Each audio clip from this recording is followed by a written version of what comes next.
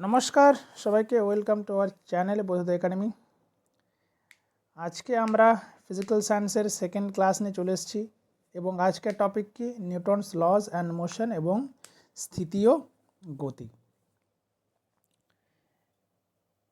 এই যে আমাদের বোধোদয় একাডেমি এখানে তোমরা পাবে স্পেশালাইজড ক্লাস গণিত এবং জিআইয়ের উপরে।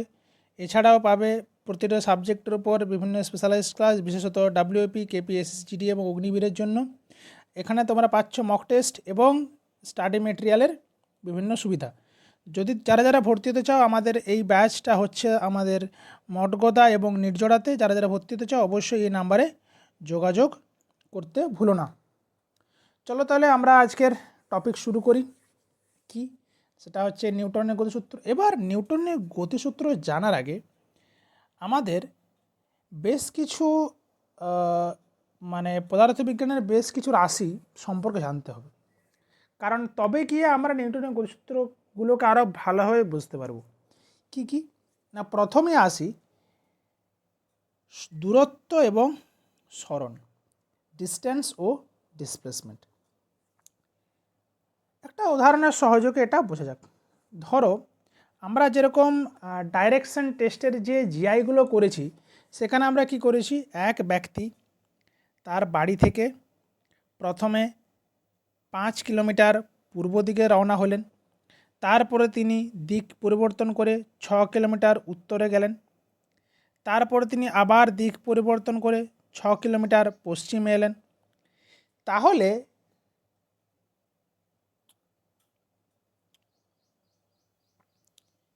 ব্যক্তি এ, ইনি প্রথমে দিক 6 কিলোমিটার গিয়ে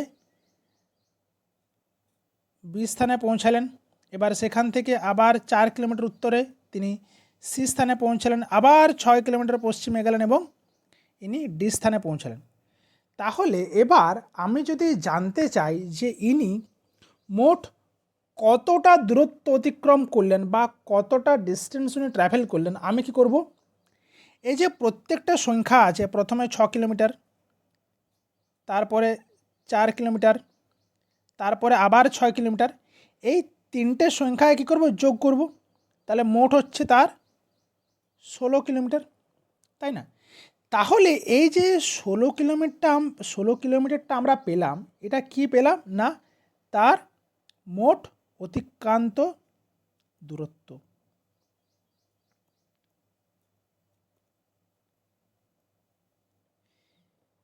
এবার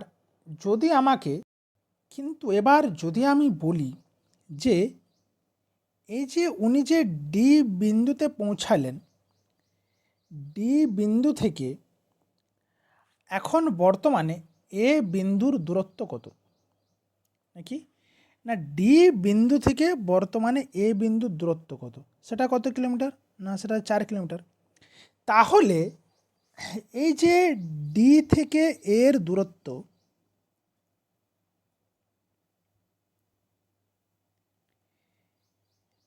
এটা কত কিলোমিটার, এটা আছে 4 কিলোমিটার। তাহলে এই যে 4 কিলোমিটারটা আমরা বার করলাম, এটা কেমন দূরত্ব, না ডি থেকে এ পর্যন্ত আমার সরাসরি একটা সরলরৈখিক দূরত্ব। এবং এটা কি, এটা হচ্ছে আমার ডি থেকে এর মধ্যে ক্ষুদ্রতম দূরত্ব। আর এছাড়া আমরা কি বলতে পারি, এটা হচ্ছে আমরা বলতে পারি প্রাথমিক বিন্দু,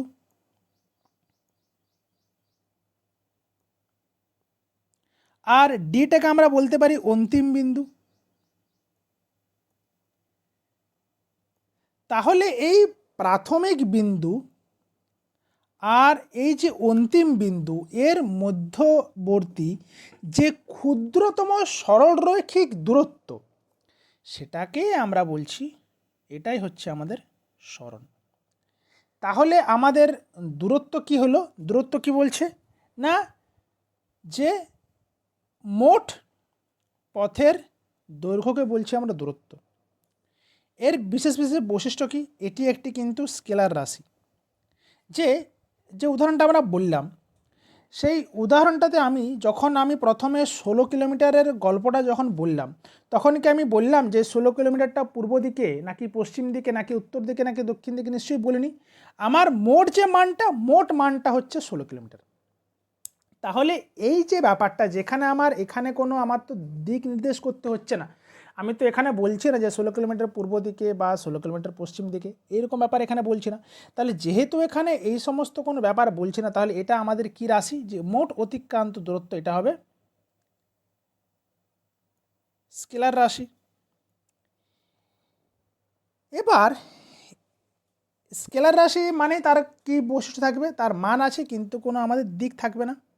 আর এর মান কিন্তু কখনো আমার ঋণাত্মক হবে না, কারণ আমি যেদিকেই যাই না কেন আমার তো মোট ডিস্টেন্স 16 কিলোমিটার থাকবে। ধরো আমি যদি প্রথমে বলি যে আমি এই 6টা এইভাবে না গিয়ে আমি প্রথমে 6টা গেলাম বাম দিকে, তারপরে গেলাম দক্ষিণ দিকে 4 গেলাম, তারপরে গেলাম আবার 6 কিলোমিটার, তাহলে আমার যে মোট যাবার যে দৈর্ঘ্যটা সেটা তো আমার 16 কিলোমিটার থেকে গেল, তাই না? এখানে কোনো ঋণাত্মক মান বলতে পারছি কি যে আমি 6 কিলোমিটার ঋণাত্মকভাবে গেলাম? ঋণাত্মকভাবে কিন্তু আমরা যেতে পারি না। তাহলে এইখানে কি বলছে? এর মান কখনো কিন্তু ঋণাত্মক হয় না। এর একক কি? এর একক হচ্ছে এসআই একক কি? মিটার। আর যদি সিজিএস একক বলি তাহলে সেটা কি? সেটা হচ্ছে সেমি। এটা হচ্ছে সিজিএস একক, এটা হচ্ছে আমাদের এসআই একক। এবার সরণটা কি না বলছে? বস্তুর প্রারম্ভিক অবস্থান বা প্রাথমিক অবস্থান থেকে শেষ অবস্থানের সরলরেখার ক্ষুদ্রতম দূরত্বকে বলা হয় সরণ। ক্ষুদ্রতম দূরত্ব বলতে আমরা কি বুঝছি? ক্ষুদ্রতম দূরত্ব বলতে আমরা বুঝছি, ধরো আমার প্রাথমিক বিন্দু আছে, এটা হচ্ছে আমার প্রাথমিক বিন্দু আর এটা হচ্ছে আমার অন্তিম বিন্দু। এবার আমি এই প্রাথমিক বিন্দু থেকে অন্তিম বিন্দুতে পৌঁছাতে গেলে আমি এইভাবে যেতে পারি, এরকম বাঁকাটারে পদ্ধতি যেতে পারি। আবার আমি এইভাবে যেতে পারি, ঘুরপথে যেতে পারি, বা আমি এটাকে এইভাবে না গিয়ে এই সোজাভাবে যেতে পারি, তাই না? তাহলে বলছে যে এই যে আমার প্রাথমিক বিন্দু এবং অন্তিম বিন্দুর মধ্যে যেটা এই যে সরলরেখাটা টানলাম, এই যে সরলরেখার দূরত্বটা, এটার মান কিন্তু সবচেয়ে ক্ষুদ্রতম। এছাড়া আমি যেভাবেই যাই না কেন আমি কিন্তু এর চেয়ে সবসময় আমাকে বেশি দূরত্ব কভার করতে হবে, ঠিক তো? তাহলে এই যে ব্যাপারটা, প্রাথমিক বিন্দু এবং অন্তিম বিন্দুর মধ্যে যে ক্ষুদ্রতম দূরত্ব, সেটাকে আমরা বলছি সরণ, ঠিক আছে? এবার এটার কিছু কিছু বৈশিষ্ট্য আছে। কি কি না, প্রথম ব্যাপারটা হচ্ছে এটি একটি ভেক্টর রাশি, এর মান এবং দিক উভয় আছে। কীরকম ব্যাপারটা জিনিসটা? না ধরো আমি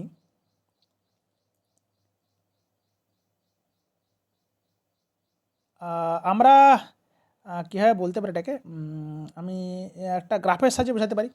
সবচেয়ে ভালো হয় গ্রাফের সাহায্যে বোঝানো। কীরকম ব্যাপারটা না, ধরো এটা আমার একটা গ্রাফ, যেখানে এটা হচ্ছে শূন্যটা হচ্ছে মূল বিন্দু, এটা হচ্ছে ধনাত্মক x অক্ষ বরাবর, এটা ঋণাত্মক x অক্ষ বরাবর, আর এটা তোমার হচ্ছে ধনাত্মক y অক্ষ বরাবর, আর এই দিকটা হচ্ছে ঋণাত্মক y অক্ষ বরাবর। এবার যদি আমি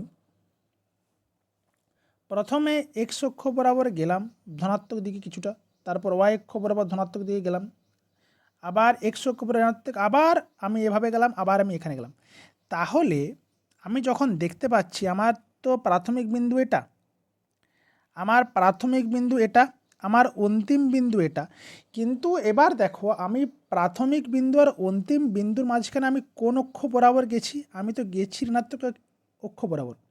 তাহলে এইখানে আমার যে মানটা বেরোবে সেই মানটা বেরোবে কিন্তু আমাদের ঋণাত্মক। তার মানে এখানে যদি আমরা সরণ দেখতে যাই, সরণটা আমরা কি বলবো না মাইনাস, ধরো এটা প্রথমে ছিল 4, এটা ছিল 3, এটা ছিল 4, আবার এটা 4, এটা আবার আমি এখানে 3, তাহলে আমার যেটা সরণ এই প্রাথমিক বিন্দু এবং অন্তিম বিন্দুর দূরত্ব কত না -4 কিলোমিটার। কোন দিকে না এ থেকে বিয়ের দিকে। তাহলে এখানে আমাকে বলতে হলো যে আমি এ থেকে যাচ্ছি বিয়ের দিকে কোন অক্ষ বরাবর, না ঋণাত্মক এক্স অক্ষ বরাবর। ঠিক আছে, তাহলে এই জিনিসটা যে এখানে ঘটছে এটাই হচ্ছে আমাদের সরণ, এবং এর সরণের মান কিন্তু এটা গেল ঋণাত্মক সরণ, মানে সরণের মান যখন ঋণাত্মক হবে, সরণের মান যখন ঋণাত্মক। এছাড়াও আমি ধরো এ একটা বিন্দু এখান থেকে শুরু করলাম, প্রথমে গেলাম এইভাবে বি বিন্দুতে, সেখান থেকে গেলাম এখান থেকে সি বিন্দুতে, আবার এখান থেকে গেলাম ডি বিন্দুতে, আবার ডি থেকে এতে ঘুরে এলাম, ফিরে এলাম। তাহলে যদি আমার প্রাথমিক বিন্দু এবং অন্তিম বিন্দু এই দুটো একই বিন্দু হয়, তাহলে এদের মধ্যে কোনো দূরত্বের গ্যাপ থাকছে কি? দূরত্বের গ্যাপ নেই। তাহলে যখন প্রাথমিক বিন্দু ও আমাদের অন্তিম বিন্দু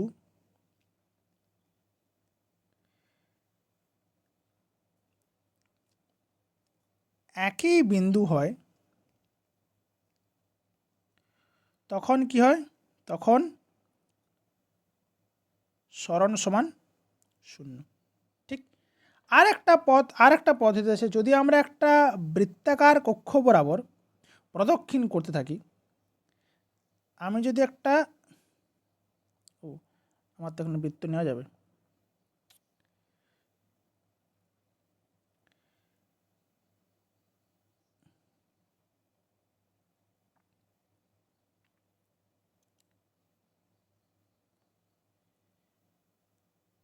আমি যদি একটা বৃত্তাকার কক্ষ বরাবর প্রদক্ষিণ করতে থাকি, ধরো এটা আমার এ বিন্দু থেকে আমি শুরু করলাম, ঘুরে ঘুরে ঘুরে ঘুরে ঘুরে ঘুরে ঘুরে ঘুরে ঘুরে ঘুরে আবার আমি এইখানেই ফিরে এলাম, তাহলে এক্ষেত্রেও কিন্তু আমাদের সরণ সমান শূন্য। তাহলে এখানে পরীক্ষাতে কী প্রশ্ন পড়তে পারে, না যদি আমরা একটা বৃত্তাকার কক্ষপথে সম্পূর্ণভাবে প্রদক্ষিণ করি তাহলে কিন্তু আমাদের সরণ হবে শূন্য। তাহলে এটা একটা কনসেপ্ট গেল। তাহলে আর এর একক কি? এরও একক হচ্ছে তোমার মিটার। তাহলে এটা গেল আমাদের দূরত্ব এবং সরণ সম্পর্কে তথ্য। এবার আসি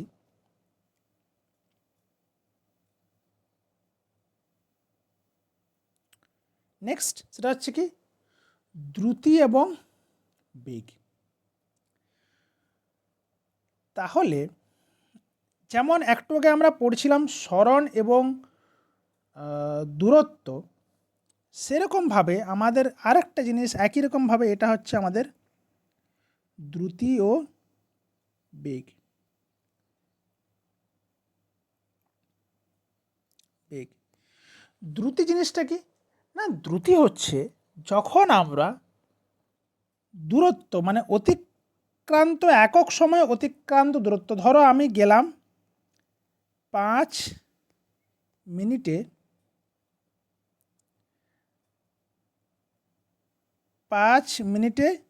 16 কিলোমিটার, ধরো চলে গেলাম আমি 5 মিনিটে 16 কিলোমিটার। তাহলে যদি আমি 5 মিনিটে 16 কিলোমিটার যাই, মোট অতিক্রান্ত দূরত্ব আমি অতিক্রম করি 16 কিলোমিটার, তাহলে আমার স্পিড কত বেরোবে? না 16/5 কিমি পার মিনিট। ঠিক আছে, আর বেগ জিনিসটা কি? না বেগ জিনিসটা আমি যতটাই ঘুরে যাই, ধরো আমি এখান থেকে শুরু করলাম, আমি প্রথমে এখানে গেলাম, সেখানে গেলাম, সেখানে গেলাম, কিন্তু ফাইনালি আমি এখান থেকে বি বিন্দুতে এলাম, তাহলে আমি এই যে এর যে ক্ষুদ্রতম সরলরেখীয় দূরত্ব সেটা আমি মাপবো। তার মানে কি আমরা যদি লিখি সরণ বাই সময়, সেটাই হচ্ছে আমাদের বেগ। তাহলে সরণের সাথে যদি আমরা সময়কে ভাগ করি তাহলে বেগ পাই, আর যদি আমরা দূরত্ব মানে মোট অতিক্রান্ত দূরত্বের সাথে যদি আমরা সময়কে ভাগ করি তাহলে আমরা পাই দ্রুতি। এবার এই যে দ্রুতি আছে, মিস্টার দ্রুতি হচ্ছেন কি? এই ইম্পর্টেন্ট ফর্মুলা যেটা বলে দিলাম আমি, স্পিড সমান হচ্ছে ডিস্টেন্স বাই টাইম, আর ভেলোসিটি সমান হচ্ছে ডিসপ্লেসমেন্ট বাই টাইম বা সরণ বাই সময়। এবার এর বৈশিষ্ট্য কি? যে দ্রুতিবাবু হচ্ছেন স্কেলার রাশি, কারণ আমরা যখন দ্রুতি কোনো কিছু স্পিড বা দ্রুতি বলতে যাই তখন কিন্তু আমাদেরকে তার কোনো দিক নির্দেশ করতে হয় না, তাহলে এই জন্য এ হচ্ছে আমাদের স্কেলার রাশি। এর এসআই একক কি মিটার পার সেকেন্ড, আর সিজিএস একক হচ্ছে সেমি পার সেকেন্ড।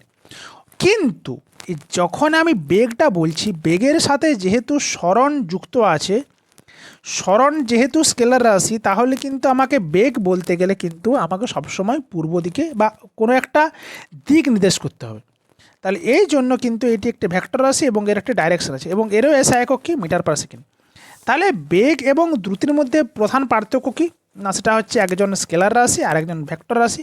একজন তৈরি হয় ডিস্টেন্সের সাথে সময়কে ভাগ করে, আরেকজনকে পাই আমি ডিসপ্লেসমেন্টের সাথে সময়কে ভাগ করে। ঠিক আছে, তাহলে এটা দ্রুতি এবং বেগ সম্পর্কে বোঝা গেছে।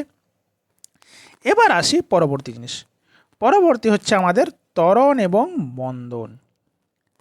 এই ত্বরণ এবং মন্দন জিনিসটা কি না, ধরো তুমি সিমলাপাল থেকে বাঁকুড়া আসবে, সিমলাপাল থেকে বাঁকুড়া আসবে, তুমি প্রথমে ঠিক করলে তুমি তোমার গাড়িটা প্রথমে 0 স্পিড নিয়েছিল, কারণ তুমি জাস্ট শুরু করছো। এবার তুমি কি ঠিক করলে, প্রথম 1 কিলোমিটারটা তুমি 10 কিমি পার আওয়ারে গেলে। ঠিক আছে, প্রথম 1 মিনিট ধরো, প্রথম 1 মিনিট তুমি 10 কিলোমিটার পার আওয়ারে গেলে। তারপরের 2 মিনিট তুমি গেলে 20 কিলোমিটার পার আওয়ার। তারপরের 1 মিনিট তুমি গেলে 30 কিলোমিটার পার আওয়ার, বা তারপরের 1 মিনিট তুমি 20 কিলোমিটার, তারপরের 1 মিনিট গেলে তুমি 30 কিলোমিটার পার আওয়ারে। এইভাবে কি করছো দেখো, তোমার প্রতি মিনিটে কি হচ্ছে, আমাদের বেগটা বৃদ্ধি পাচ্ছে না? তাহলে এই যে হারে এই বেগটা বৃদ্ধি পাচ্ছে, হার বলতে কি আমরা যখন টাইমকে ভাগ করব না, প্রথম 1 মিনিট 10 মিনিটে, তারপরে 20, তাহলে আমাদের হচ্ছে 10/1। 10 ছিল, 10 থেকে 20 হয়েছে, 20 থেকে আবার 30 হয়েছে, তাহলে প্রতি মিনিটে কি হচ্ছে আমাদের 10/1 করে কিন্তু বৃদ্ধি পেয়েছে। তাহলে এটাই হচ্ছে আমাদের ত্বরণ। তাহলে ত্বরণটা কি হলো না, একক সময়ে যে বেগের যে বৃদ্ধি হয় সেটাই হচ্ছে আমাদের ত্বরণ। এবার এটা আমরা কীভাবে বার করব না, আমরা কি বলি যে প্রাথমিক বেগ মাইনাস অন্তিম বেগ বাই সময়। প্রাথমিক বেগ মাইনাস অন্তিম বেগ বাই সময়কে যদি ভাগ করি, তাহলে সেখান থেকে আমরা পাবো ত্বরণ। এর এসআই একক কি metre per second square.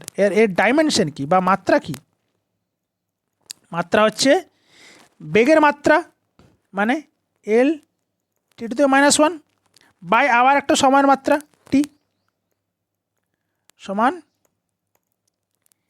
L(t⁻²).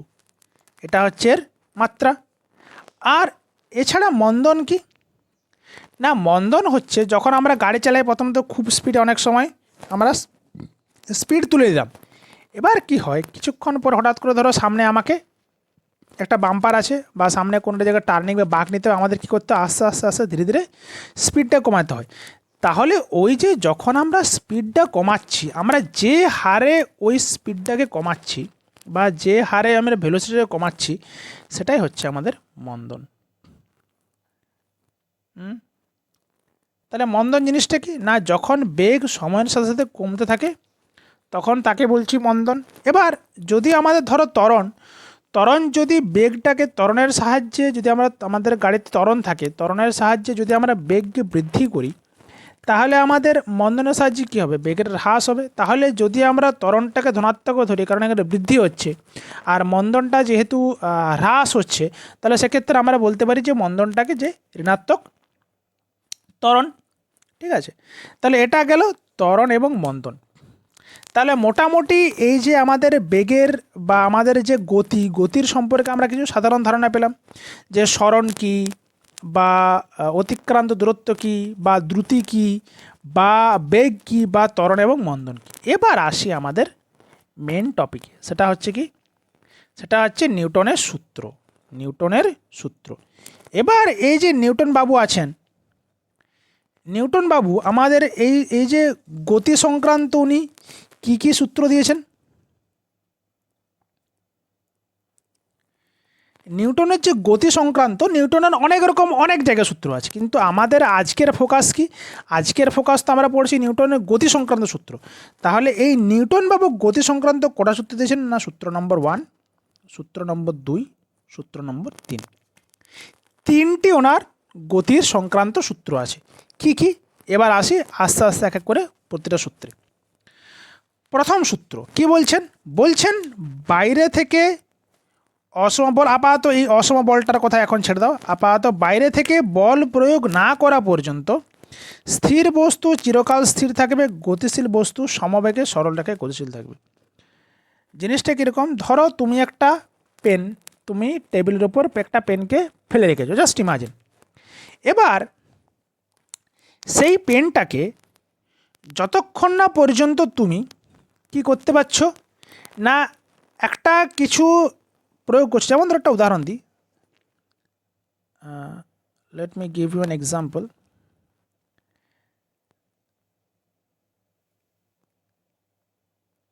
সেটা হচ্ছে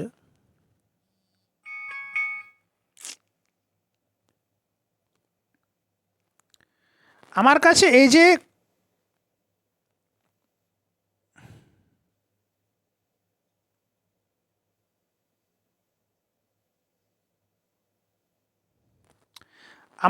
এই যে কলমটা আছে, এই কলমটাকে আমি যতক্ষণ না পর্যন্ত নাড়াচাড়া না করছি ততক্ষণ পর্যন্ত কলমটা কোথাও যাচ্ছে কি? কলমটা কোথাও যাচ্ছে না। এবার আমি যখনই একে একটু ঠেলা দেব, এ কী করছে? আস্তে আস্তে ধীরে ধীরে নড়তে শুরু করছে বা এ গতিশীল ছিল। তাহলে প্রথমে আমি যখন একে কিছু করলাম না, এ এক জায়গায় স্থির থাকলো। এবার যখনই আমি আস্তে আস্তে একে ঠেলা দিচ্ছি তখন এ কী করছে? নড়তে শুরু করছে। তাহলে এই যে ব্যাপারটা, যে যতক্ষণ না পর্যন্ত আমি এর উপর কোনো বল প্রয়োগ না করছি তাহলে কিন্তু এ কিন্তু ওই জায়গাতে কিন্তু স্থির থাকলো। যখনই বল প্রয়োগ করলাম তখন এ কিন্তু সামনের দিকে এগিয়ে গেল। তাহলে এই যে ব্যাপারটা, এই ব্যাপারটাই হচ্ছে নিউটনের প্রথম গতিসূত্র।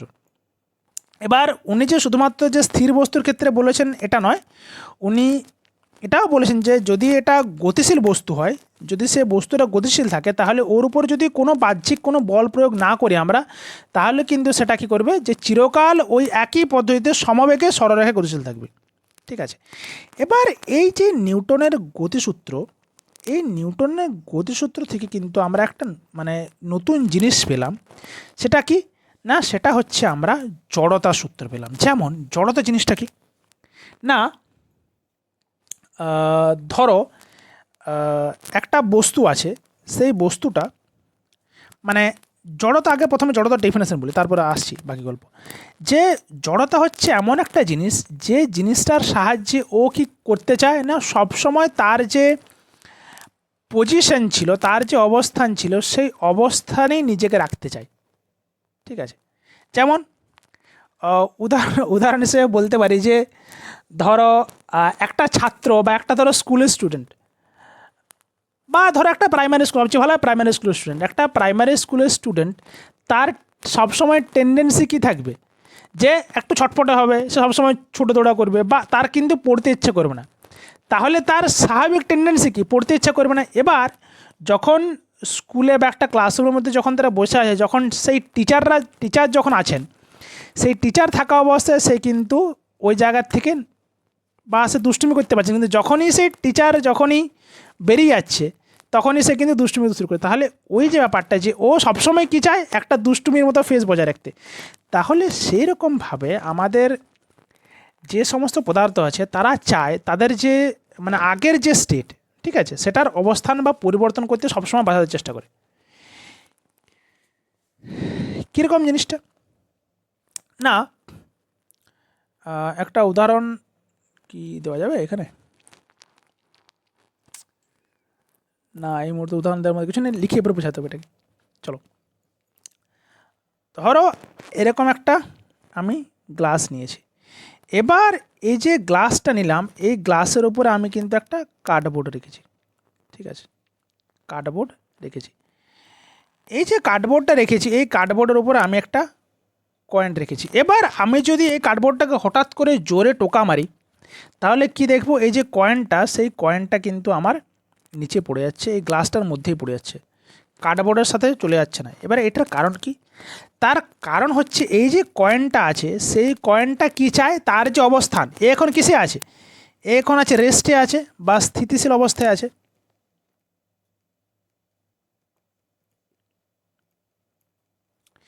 এ যে স্থিতিশীল অবস্থায় আছে, কিন্তু আমি যখনই কার্ডবোর্ডটাকে ঠেলা মারলাম তখনই এ কি চাইছে যে না আমি আমার স্থিতিশীল অবস্থাটাকেই বজায় রাখবো। তাহলে ওই জন্য কী হচ্ছে, এ কিন্তু এক জায়গায় তো রয়ে গেল, আর যেহেতু নিচে কোনো কিছু নেই তাহলে ও কিন্তু এই গ্লাসটার মধ্যেই পড়ে গেল। তাহলে এই যে ব্যাপারটা, এটা হচ্ছে আমাদের যে নিউটনের গতিসূত্র। এর জন্য আমরা নিউটনের প্রথম গতিসূত্র থেকে কী জানতে পারি না, এটাকে আমরা বলি জানতে পারি না, এটাকে আমরা কি বলি না, এটাকে আমরা বলি জড়তার সূত্র। তাহলে নিউটনের প্রথম সূত্র কিন্তু জড়তার সূত্র নামে পরিচিত। এবার এই যে জড়তা কার সাথে অ্যাসোসিয়েটেড না, আমাদের জড়তা হচ্ছে ভরের সাথে অ্যাসোসিয়েটেড। যার ভর যত বেশি কিন্তু তার জড়তা তত বেশি, ঠিক আছে। এবার এই জড়তা কিন্তু প্রধানত তিন প্রকারের হয়।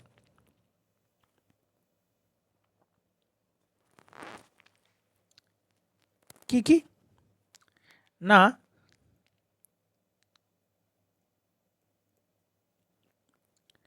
একটা হচ্ছে স্থিতি জড়তা বা জাড্য, এটাকে আমরা জাড্য বলে থাকি। একটা হচ্ছে স্থিতিজাড্য, একটা হচ্ছে গতিজাড্য। এই মূলত প্রধানত দুই প্রকারের হয়। স্থিতিজাড্য কোনটা না, যেটা একটা উদাহরণ দিলাম, এই যে গ্লাস, এ কী করছে স্থির থাকতে চাইছে, ওই জন্য যে যেটা আগের থেকে থাকতে চায় সেই জাড্যটা হবে সেটা, ঠিক আছে। আর গতিজাড্যের সবচেয়ে লেজেন্ডারি উদাহরণ কি বলতো না, আমাদের একটা বাস, এটা ধরো একটা বাস গাড়ি, এই বাস গাড়িটা কিন্তু আমাদের চলছে, ভিতরে প্রচুর লোক দাঁড়িয়ে আছে, বাসটা কিন্তু চলছে। হঠাৎ করে বাস ড্রাইভার কী করলো, ব্রেক কষলো। তাহলে আমরা কী করি, যাত্রীরা সামনের দিকে কিন্তু ঝুঁকে পড়ে। তাহলে গতিশীল বাস, যখন একটা বাস গতিশীল থাকছে, সেই গতিশীল বাসে যখন আমরা ব্রেক করছি তাহলে কি হচ্ছে যে যাত্রীরা সামনের দিকে ঝুঁকে পড়ছে। এইটা হচ্ছে আমাদের গতিজাড্যের একটা মানে লেজেন্ডের উদাহরণ, ঠিক। কেন হচ্ছে না, এ কি ছিল, এ পুরো বাসটা সমেত লোকজন সবাই কিন্তু একটা গতিশীল অবস্থায় ছিল। হঠাৎ করে ব্রেক কষার ফলে কি হয়েছে যে বাসটা তো থেমে গেছে, কিন্তু এই যে লোকগুলোর মুন্ডি বা লোকগুলোর আপার পোর্শন, ওরা কি চাইছে না আমরা তো আমার আগের অবস্থায় বজায় রাখবো बाबू, हम लोग तो नहीं, मतलब ऐसा नहीं करने वाले कि हम लोग अपना जो पोजीशन है, मतलब वो हमारा जो कंडीशन है वो हम कंडीशन चेंज नहीं करने वाले, আমরা কন্ডিশন পাল্টাবো না। যখনই বলছে কন্ডিশন পাল্টাবো না তাহলে চলো একটু মোশনে থেকে যাও, তাহলে ওই জন্য ওরা কিন্তু যেহেতু মোশনে থাকতে চায়, তাহলে ওরা তখনও বুঝতে পারছে না যে আমাদের হঠাৎ করে যে বাসটা থেমে গেছে বলে, ও বলছে না চলো আমরা আগের অবস্থায় থেকে যাই। তাহলে ও কিন্তু যেহেতু ও গতিশীল ছিল তাহলে ও কিন্তু গতিশীল অবস্থা থাকবে আর ওরা সামনের দিকে ঝুঁকে যাবে, ঠিক। এটা গেল গতিচিত্রের একটা লেজেন্ডের উদাহরণ। আর স্থিতিজাড্যের লেজেন্ডের উদাহরণ কি না, একটা বাস আছে, বাসটা প্রথমে ছিল স্থির, হঠাৎ করে চলতে শুরু করলো,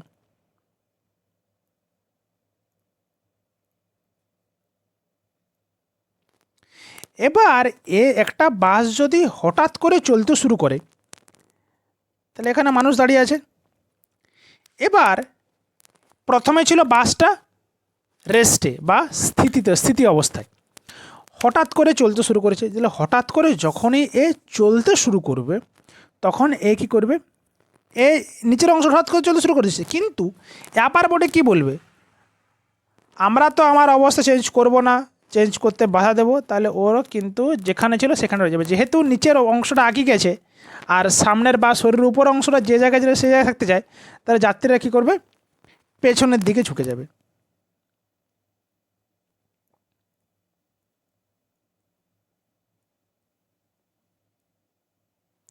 আর এক্ষেত্রে কি সামনের দিকে ঝুঁকে যাবে।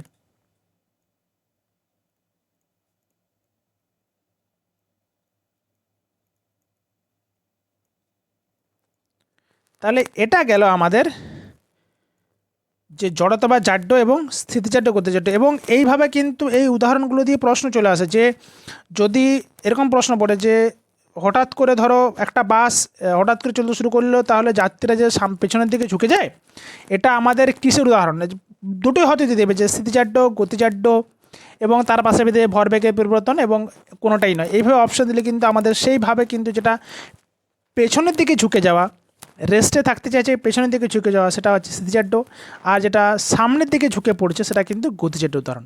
এটা কিন্তু মোস্ট ইম্পর্ট্যান্ট, সবাই কিন্তু মনে রাখতেই হবে।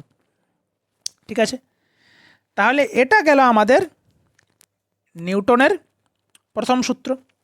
ঠিক, আর একটা নিউটনের প্রথম সূত্র আর একটা উদাহরণ দিয়ে দিই। সেটা উদাহরণটা কি? উদাহরণটা হচ্ছে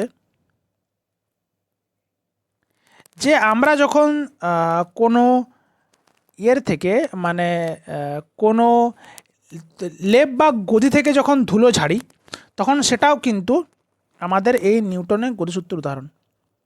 লেপ বা গদি থেকে ধুলো ঝাড়া, এটাও কিন্তু আমাদের একটা নিউটনের প্রথম গতিসূত্রের উদাহরণ। ঠিক আছে, এরপরে আসি, তাহলে এটা গেল নিউটনের প্রথম সূত্র। এরপরে আসি নিউটনের দ্বিতীয় গতিসূত্র। নিউটনের দ্বিতীয় গতিসূত্র কি বলছে না, কোনো বস্তুর ভরবেগের পরিবর্তনের হার প্রযুক্ত বলের সমানুপাতিক এবং ভরবেগ যেটা পরিবর্তন সেটা হচ্ছে বলের দিকেই আমাদের ঘুরছে।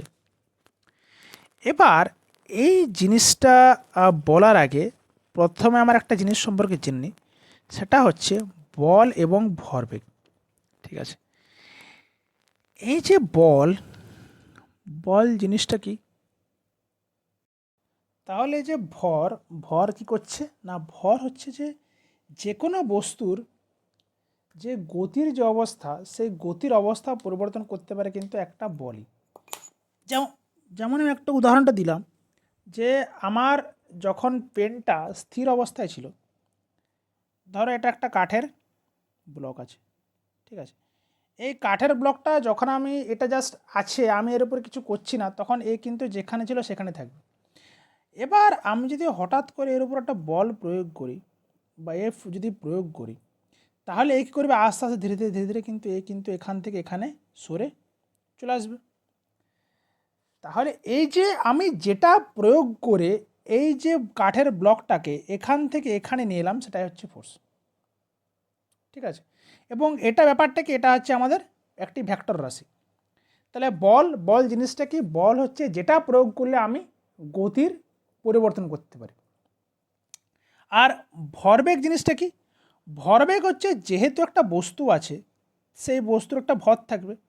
এবার যখন আমি এর উপরে একটা ফোর্স প্রয়োগ করছি বা বল যখন প্রয়োগ করছি, তখন এর মধ্যে একটা গতি সৃষ্টি হচ্ছে। তাহলে এর যদি একটা প্রথমে যদি আমার গতি শূন্য থাকে, গতি বলবো না, প্রথমে যদি আমার একটা বেগ শূন্য থাকে, এবার যখনই আমি একে বল প্রয়োগ করলাম, তখন এ নিশ্চয়ই এর মধ্যে একটা কিছুটা বেগ তৈরি হবে। ঠিক কিনা? তাহলে ধরলাম এর বেগ হচ্ছে ভি, তৈরি হলে এখন এর বেগ হয়ে গেলো, আমার বল প্রয়োগ করার ফলে বেগ হয়ে গেলো ভি। তাহলে এই যে এখন এম এবং ভি, ভর এবং যে বেগটা, সেই বেগের যে গুণফল, এটাকে আমরা বলছি পি বা ভরবেগ। ওকে, তাহলে ভরবেগ কি, ভরবেগ জিনিসটা হচ্ছে ভর এবং বেগের সমন্বয় যে রাশিটা আমরা পাই, সেটা হচ্ছে ভরবেগ। আর এই যে ভরবেগ, এই ভরবেগ কিন্তু একটি ভেক্টর রাশি। এবার আসি আমাদের নিউটনের দ্বিতীয় গতিসূত্রে। সেটা এবার কি বলছে, কোনো বস্তুর ভরবেগের পরিবর্তনের হার, মানে আমার প্রথমে একটা বস্তু ছিল, ধরো ভরবেগ এম ভি1, প্রাথমিক বেগ আর প্রাথমিক ভর। এবার আমি একে একটা বল দিলাম প্রয়োগ করে, একে মারলাম আমি ঠেলা। একে ঠেলা মারার পরে এর বেগটা বেড়ে হয়ে গেল এম ভি2। তাহলে বেগটা যদি বেড়ে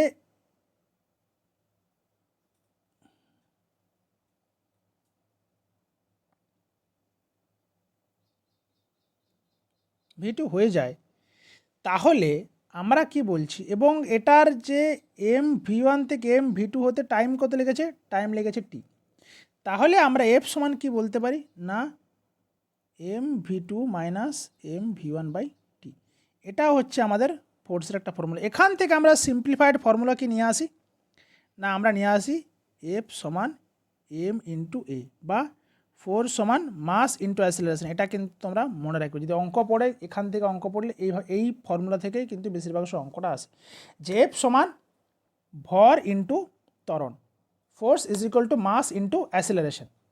এবার এই যে নিউটনের দ্বিতীয় গতিসূত্র, এই নিউটনের দ্বিতীয় গতিসূত্র আমরা পড়ছি কেন না, এটা এইখান থেকে আমরা কিন্তু বলের যে মান, যে বলটার মান কত হবে সেটা কিন্তু এই নিউটনের দ্বিতীয় গতিসূত্র থেকে পাই। আর এখান থেকে কিন্তু বলের একক নির্ধারণ করা হয়। বলের এসআই একক কি? নিউটন। আর সিজিএস একক কি? সিজিএস একক হচ্ছে ডাইন। তাহলে এটা গেল নিউটনের দ্বিতীয় গতিসূত্র। তাহলে নিউটনের দ্বিতীয় গতিসূত্র আরেকবার রিক্যাপ করে নিই। কী বলছে যে না, বস্তুর ভরবেগের পরিবর্তনের হার আমরা যে বলটা প্রয়োগ করছি সেই প্রযুক্ত বলের সমানুপাতিক, এবং বল মানে ভরবেগের পরিবর্তন যেদিকে ঘটবে আমার কিন্তু বলের যে দিক আমরা কিন্তু সেই দিকেই বলটা পাবো।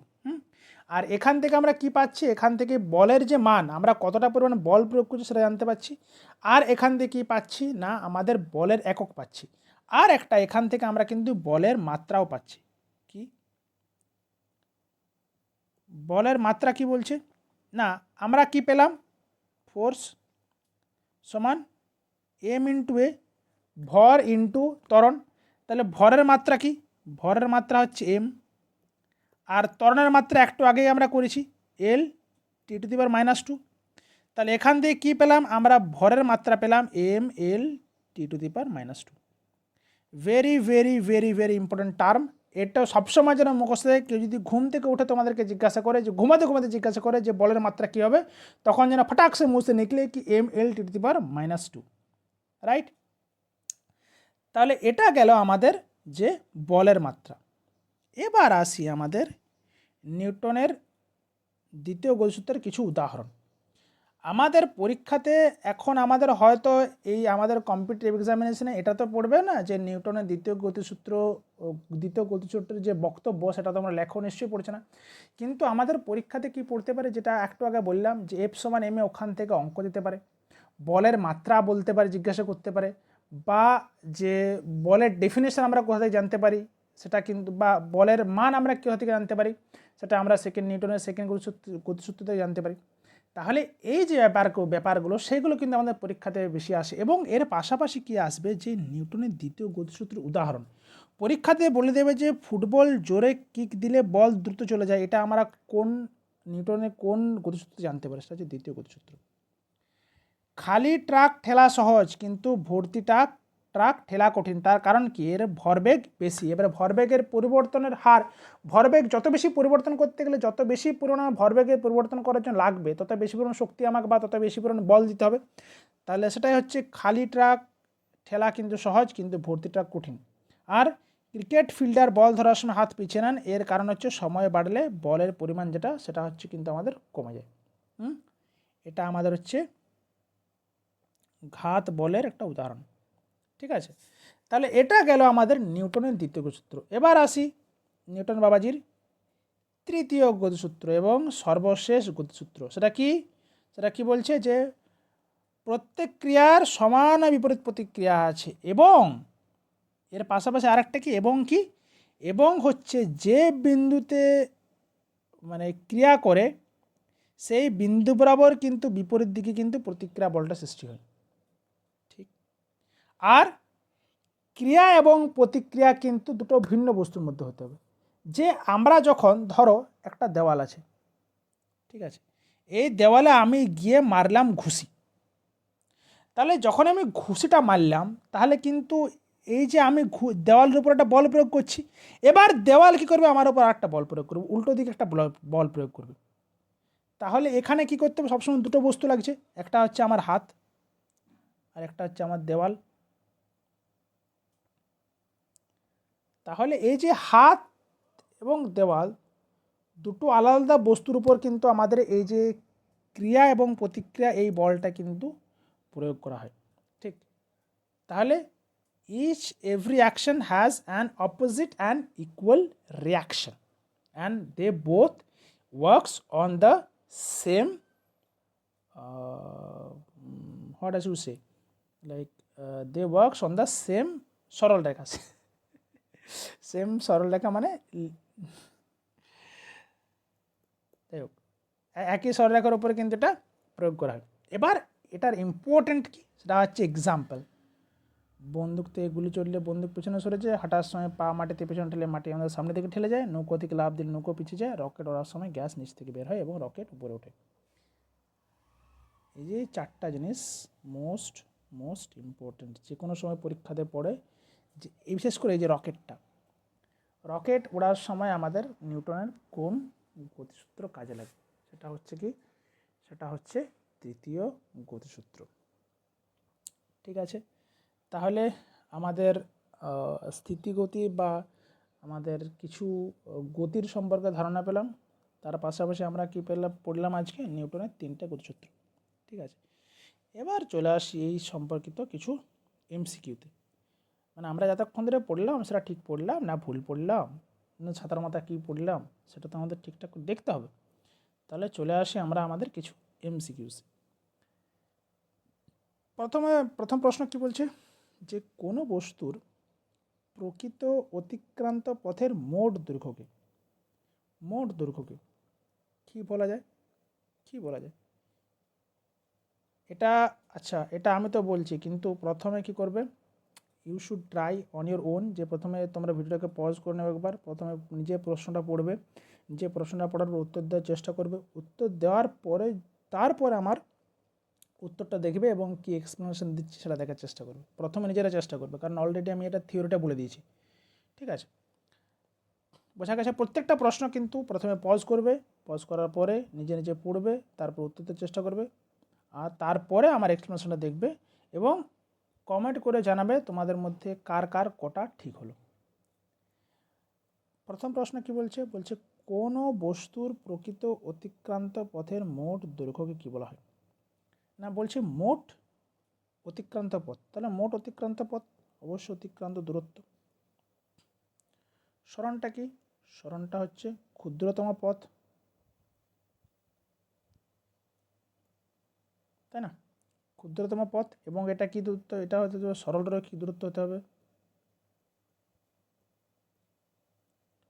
ঠিক আছে, তাহলে উত্তরটা কি, উত্তরটা হচ্ছে আমার দূরত্ব। এবার নেক্সট প্রশ্ন কি বলছে, বস্তুর প্রারম্ভিক এবং শেষ অবস্থানের মধ্যবর্তী ক্ষুদ্রতম সরলরেখাকে কী বলে? উত্তরটা সরণ। ঠিক, চলে আসে পরবর্তী প্রশ্ন, নিচের কোনটি একটি স্কেলার রাশি, বেগ নাকি ত্বরণ নাকি বল নাকি দূরত্ব? উত্তরটা হচ্ছে দূরত্ব একটি স্কেলার রাশি, বাকি সমস্তগুলো ভেক্টর রাশি, কারণ দূরত্ব একমাত্র যেটার আমার কোনো ডাইরেকশন বা দিক নির্দেশ করার প্রয়োজন পড়ে না। পরবর্তী প্রশ্ন কি বলছে, যে একক সময়ে অতিক্রান্ত দূরত্বকে কী বলা হয়? একক সময় অতিক্রান্ত দূরত্ব, একক সময় অতিক্রান্ত দূরত্ব, তাহলে দূরত্ব বাই সময়, তাহলে কি এটার উত্তর কি, উত্তর হচ্ছে দ্রুতি। ঠিক তো, চলে আসি পরবর্তী প্রশ্ন, বেগের একক কোনটি, বেগের এসআই একক কোনটি? Metre per second, easy. পরবর্তী প্রশ্ন, সময়ের সাথে সাথে বেগ বৃদ্ধির হারকে কী বলা হয়? ত্বরণ। বেগ বৃদ্ধির হারকে বলা হয় ত্বরণ। আর মন্দন কোনটা, সেটা হচ্ছে বেগ হ্রাসের হারকে বললে সেটা হয় মন্দন।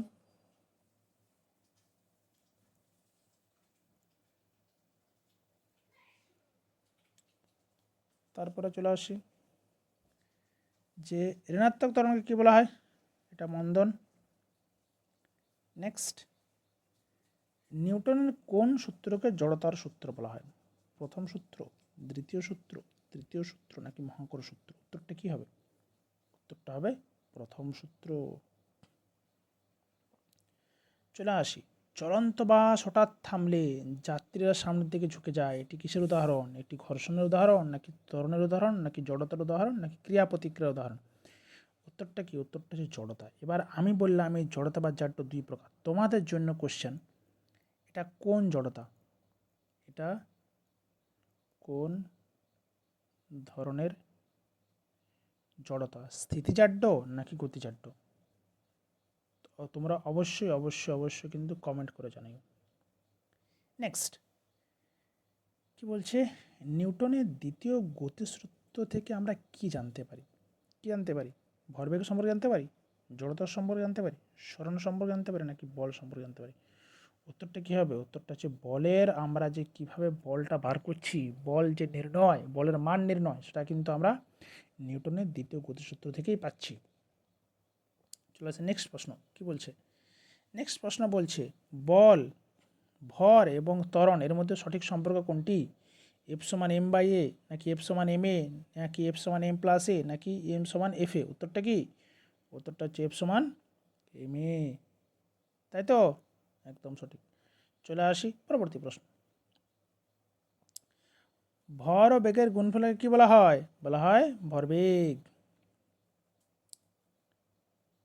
তারপরে প্রত্যেক ক্রিয়ার একটি সমান বিপরীতমুখী প্রতিক্রিয়া আছে, এটি নিউটনের কততম সূত্র? প্রথম, দ্বিতীয়, তৃতীয়, নাকি চতুর্থ সূত্র? কিন্তু কততম সূত্র? না, এটা নিউটন বাবাজির তৃতীয় সূত্র। নেক্সট বলছে রকেটের উৎক্ষেপণ নিউটনের কোন সূত্র মেনে চলে? প্রথম, দ্বিতীয়, তৃতীয়, নাকি কোনোটি না? উত্তরটা কী হবে? উত্তরটা হবে আমাদের তৃতীয় সূত্র। নেক্সট কি বলছে? বলছে ক্রিকেট ফিল্ডার বল ধরার সময় হাতটি পিছনে টেনে নেয় কেন? বলের বেগটা বাড়ানোর জন্য, নাকি আঘাত কমাতে, নাকি বলের ভর বাড়াতে, নাকি জড়তা কমাতে? উত্তরটা কী হবে? আঘাত কমাতে। যে যত পিছনের দিকে নিয়ে নেব, আমাদের সময় বেশি সময় ধরে আমরা হাতে থাকছে বলটা, তার জন্য কি হবে? আমাদের যে আঘাত প্রাপ্ত হওয়ার যে প্রবণতা, সেটা কিন্তু অনেকটাই কমে যাবে। এরপরে চলে আসে নেক্সট প্রশ্ন। কি বলছে? বলছে নিচের কোনটি ক্রিয়া এবং প্রতিক্রিয়া বলে উদাহরণ নয়? এইটা কিন্তু স্পেশালি খেয়াল রাখবে, যদি কোথাও নয় থাকে বা কোনটি সঠিক বা কোনটি সঠিক নয়, সেটা কিন্তু আমাদেরকে যখন আমরা প্রশ্নটা পড়ব তখন কিন্তু আমাদের ওটাকে ভালো করে এমফাসাইজ করতে হবে। কি বলছে? পাও মাটির ধাক্কা, সরি, পাও মাটির ধাক্কা, নাকি বাস হঠাৎ থামা, নাকি সাঁতারে জল ঠেলা, নাকি রকেটের গ্যাস নির্গমন? এটা কোনটা বলছে ক্রিয়া এবং প্রতিক্রিয়ার উদাহরণ নয়? তাহলে উত্তরটা কী হবে? উত্তরটা হচ্ছে বাস হঠাৎ থামা। এটা কিসের উদাহরণ? এটা আমাদের জড়তার উদাহরণ, তাই না? বাকি পাও মাটির ধাক্কা, যখন আমরা পাকে জোরে দেবো, যত জোরে আমরা পায়ে মাটির উপর পা ফেলবো তত আমাদের ব্যথাটা বেশি লাগবে, তাই না? তাহলে এখানে ক্রিয়া প্রতিক্রিয়া বল চলছে। সাঁতারে জল ঠেলে, এটাও ক্রিয়া প্রতিক্রিয়া বল। আর রকেটের গ্যাস নির্গমন, এটাও কিন্তু ক্রিয়া প্রতিক্রিয়া বল। নিউটনের তৃতীয় গতিসূত্র থেকে পাচ্ছি আমরা। চলে আসি পরবর্তী প্রশ্নে। বলছে ছোট ভরের কিন্তু উচ্চ বেগের বুলেট গভীরভাবে ভেদ করতে পারে কেন? ভরটা কম কিন্তু বেগটা উচ্চ। তাহলে আমরা যখনই ভর কম এবং বেগ যখন উচ্চ পাবো, তখন আমরা তাদের মধ্যে কী পাবো? ভর বেগটা বেশি হবে, তাই তো? তাহলে এটা কেন ভেদ করতে পারে? তীক্ষ্ণ বলে? नहीं। আকারে ছোট বলি? ये भी नहीं है। ভরবেগ বেশি বলে? यस। জড়তা কম বলি? ये भी नहीं है। তাহলে ভরবেগ বেশি বলে, কারণ মাস যতই ক্ষুদ্র হোক, এর তো বেগটা প্রচণ্ড প্রচণ্ড প্রচণ্ড বেশি হয়। সেই জন্য কী হয়, ও কিন্তু ডাইরেক্টলি বুলেট কিন্তু মানে অনেকটা গভীরভাবে মানুষের শরীরে হোক বা কোনো কাঠ হোক বা কোনো নরম বস্তুর উপর কিন্তু কিন্তু গভীরভাবে ভেদ করতে পারে। এবার হোয়াট উই হ্যাভ নেক্সট, সেটা কি? সেটা হচ্ছে যে একটি বস্তুর উপর নিট বাহ্যিক বল শূন্য হয় তবে কোনটি সঠিক? আচ্ছা, এই জিনিসটা বলার একটু প্রয়োজন আছে। দেখছি, এটা কি শূন্য সময় শূন্য হবে, শূন্য ত্বরণ হবে, নাকি শূন্য ভর হবে, নাকি অশূন্য ত্বরণ? উত্তর হচ্ছে শূন্য ত্বরণ। জিনিসটা কি? ধরো একটা উদাহরণের সাহায্যে বোঝানো যাক। কীরকম? লেটস সে আমার একটা এখানে কাঠের একটা ব্লক আছে, ঠিক আছে? আমি যদি একে এই দিক থেকে 10 নিউটন বল প্রয়োগ করি, আর অপোজিট দিকেও আমি যদি 10 নিউটন বল প্রয়োগ করি, তাহলে এই যে বস্তুটা আছে, এই বস্তুটা কি নড়চড় করতে পারবে? এর মধ্যে কোনোরূপ কোনো মানে বেগের বা আলাদা করে বেগের সৃষ্টি হবে? বেগের সৃষ্টি কিন্তু হবে না। তাহলে এই যে এখানে বলছে, তার মানে কি, এর উপর আমি যদি এদিক থেকে 10 নিউটন বল প্রয়োগ করি, মানে আমি যদি বাঁ দিক থেকে 10 নিউটন বল প্রয়োগ করি আর ডান দিক থেকে যদি সিমিলার একই 10 নিউটন বল প্রয়োগ করি, তাহলে আমাদের কি মোট বল এখানে কি হচ্ছে? মোট বল সমান হচ্ছে শূন্য। তাহলে যখন আমাদের মোট বাহ্যিক বল শূন্য হবে তখন কি হবে, যে এটা কিন্তু আমাদের কোনো নড়চড় বা আমাদের এখানে কোনো ডিসপ্লেসমেন্ট হচ্ছে না। এবার এটার বাস্তব উদাহরণ আমরা কোথায় দেখতে পাই, যখন দড়ি টানাটানি খেলা হয়। দেখি না, একটা দড়ি আছে, দড়ির মাঝখানে একটা সুতো বাঁধা থাকে, এই মানে লাল কাপড় বাঁধা থাকে, এরপর এদিকে কিছু লোক ধরে টানে, আবার এদিকে কিছু লোক ধরে টানে। এই কাপড়টা মাঝামাঝি জায়গায় ততক্ষণ পর্যন্ত থাকবে ততক্ষণ পর্যন্ত এরা কেউ কিন্তু বেশি বল কিন্তু প্রয়োগ করছে না। মানে দুজনে যদি সমান বল প্রয়োগ করে তখনই কিন্তু কাপড়টা মাঝামাঝি অবস্থা থাকে। আর যখনই ধরো এরা একটু বেশি বল প্রয়োগ করে দিল, এরা অতটা বল প্রয়োগ করতে পারে না, তখন কাপড়টা কিন্তু এদের দিকে সরে যাবে। ঠিক তো? সেই রকমভাবে এটাও একই রকম সিমিলার ভাবতে পারি, যে 10 নিউটনের জায়গায় ধরো এটা আমার 10 নিউটনের জায়গায় হয়ে গেল আমার 5 নিউটন। তাহলে যখনই আমি 10 নিউটনের জায়গায় 5 নিউটনের বল প্রয়োগ করব, তখন কি হবে না, এর মানটা তো বেশি, এ তো এদিকে ঠেলছে, এ কিন্তু ওকে অতটা কিন্তু ঠেলে রাখতে পারবে না, তখন এই কিন্তু আস্তে আস্তে সরে যাবে। তাহলে যখনই এই যে কন্ডিশনটা 10 নিউটন আর 5 নিউটনের কন্ডিশন, এটাকে আমরা কি বলছি, অসমবল। এটাকে আমরা কি বলছি, অসমবল। আর যখন আমরা 10 নিউটন সমান 10 নিউটন, সেটাকে আমরা কি বলছি, যে সমবল। তাহলে বোঝা গেল যে কোনটা সমবল কোনটা অসমবল। যখনই বাহ্যিক নিট বল যখনই ইয়ে হবে, মানে যখনই কি বলবো ওটাকে, যখন নিট বাহ্যিক বল যখন শূন্য হবে তখন কি হবে, যে আমাদের ত্বরণ সৃষ্টি হবে না, বা সেখানে কোনো বেগের বা তাদের যে অবস্থানে কিন্তু কোনো পরিবর্তন হচ্ছে না। ঠিক আছে, এবার চলে আসে নেক্সট প্রশ্ন। কি বলছে, যে গ্লাসের উপর কার্ডে রাখা মুদ্রা ধাক্কা দিলে গ্লাস, আচ্ছা প্রশ্নটা একটু অন্যরকম হয়ে গেছে। এটা প্রশ্নটা এরকম ছিল, মানে এরকম হয়েছিল যে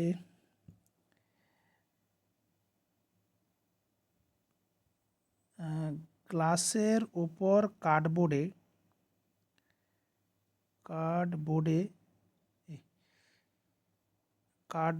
রাখা কার্ডবোর্ডে কয়েন রাখা হলে না, কার্ডবোর্ডে কয়েন রাখা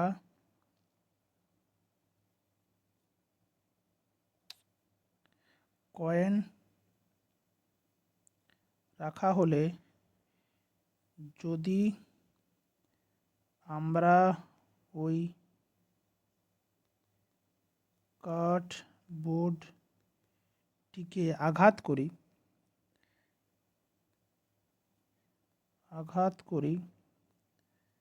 তাহলে ওই কয়েনটি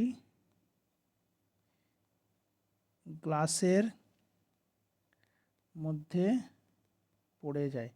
এটা হচ্ছে প্রশ্ন, যে গ্লাসের উপর কার্ডবোর্ড এবং কয়েন রাখা হলে যদি আমরা ওই কার্ডবোর্ডটাকে আঘাত করি তাহলে ওই কয়েনটি গ্লাসের মধ্যে পড়ে যায়। এটা কিন্তু কেন হয়, তার কারণ কি বলছে, উত্তর কি বলছে, মুদ্রাটা নড়ছে বলে, আঙুল বল দেয় বলছে, জড়তার কারণে স্থির থাকতে চায় বলে, নাকি উভয় সরে যায়।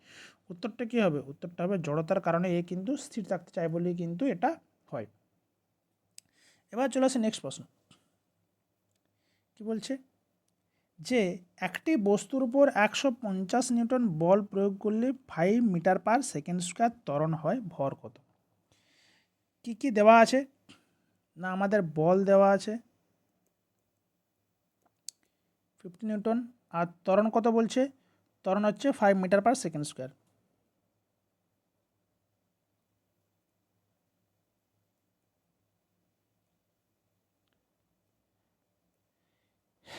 আর আমরা কি জানতে চেয়েছে,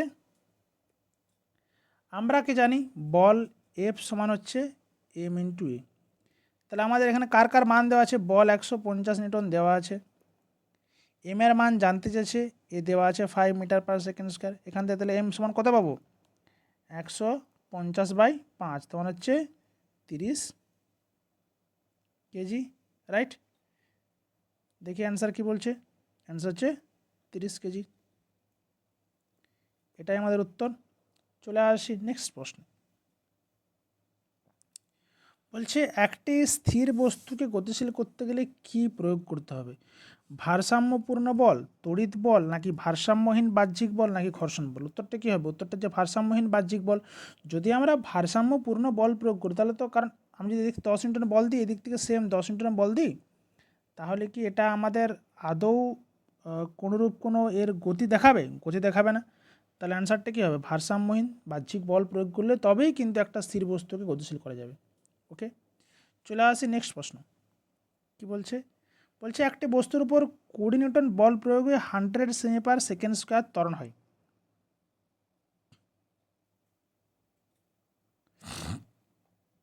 100 সেমি পার সেকেন্ড স্কোয়ার ত্বরণ হয়, তাহলে বস্তুটির ভর কত? কি বলেছে? বল 20 নিউটন, ত্বরণ 100 সেমি পার সেকেন্ড স্কোয়ার। এবার এখানে দ্যার ইজ এ ক্যাচ। এই যে সেমি, এটা কি একক? এটা আমার সিজিএস একক না।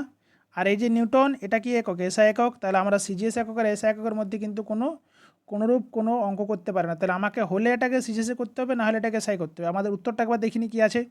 উত্তরটা যে কেজিতে, মানে উত্তরটা আমাদের চেয়েছে এসআই এককে। তাহলে আমি এটাকে কী করবো? 100 সেমি পার সেকেন্ড স্কোয়ার। তাহলে 100 সেমিকে মিটার পার সেকেন্ড স্কোয়ার নিয়ে যেতে হবে। কীভাবে নিয়ে যাবো? না, 100টাকে যদি আমি 100 দিয়ে ভাগ করে দেবেন 1 মিটার পার সেকেন্ড স্কোয়ার। তাহলে এখন আমার ত্বরণ কত হলো? 1 মিটার পার সেকেন্ড স্কোয়ার।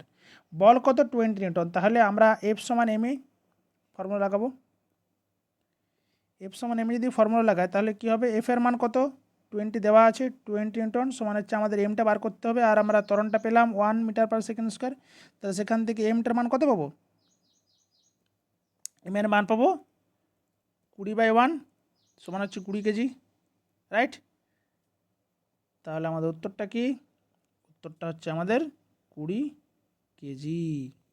ঠিক আছে, চলে আসি নেক্সট এবং আজকের আমাদের শেষ প্রশ্ন। কি বলছে? কোনো বস্তুর ভর হলো কি? পদার্থের গুণমান, পদার্থের পরিমাণ, নাকি এ এবং বি উভয়, নাকি কোনটি না? উত্তরটা কি হবে? উত্তরটা হচ্ছে পদার্থের পরিমাণ। আমরা ভর দ্বারা কি মেজার করি? পদার্থের পরিমাণ নাকি গুণমান। তাহলে এই গেল আমাদের 23টা প্রশ্ন এবং সেই সংক্রান্ত কিছু কি বলবো থিওরি এবং 23টা প্রশ্ন। তাহলে যদি তোমাদের এই লেকচারটা ভালো লেগে থাকে তাহলে অবশ্যই বন্ধুদের সাথে শেয়ার করো, কমেন্ট করো, আর সাবস্ক্রাইব করতে ভুলো না। আর যারা ইচ্ছুক তারা অবশ্যই আমাদের বোধোদয় একাডেমিকে এসে মোবাইলে, মানে বোধোদয় একাডেমির মোবাইল নাম্বারে কল করবে এবং দেখা যাক। সবাই ভালো থেকে সুস্থ থাকো। Let's see in the next class.